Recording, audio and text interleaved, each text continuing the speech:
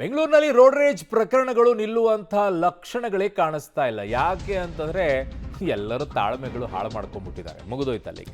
Traffic rules break, ತಾಳ್ಮೆಯನ್ನ ಕಳೆದುಕೊಳ್ತಾ ಇರೋ ಜನ.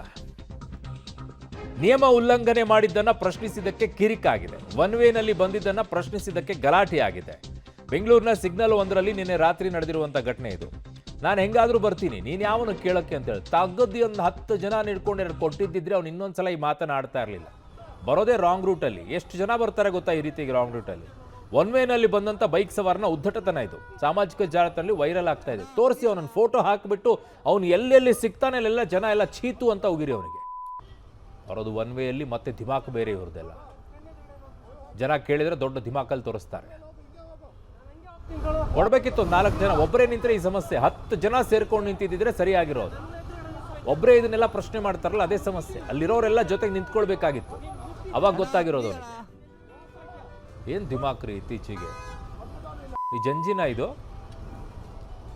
ಇತ್ತೀಚೆಗೆ ಏನೋ ಕರೀತಾರಲ್ಲ ಜಂಜಿಗಳು ಅಂತೇಳಿ, ಅದ ಇದು ಇರಬೇಕೇನಪ್ಪ. ಅದಕ್ಕೆ ಹಿಂಗೆ ಆಡೋದು. ಅದು ಯಾವುದಕ್ಕೂ ಭಯನೇ ಪಡಲ್ವಂತೆ ಅವೆಲ್ಲ.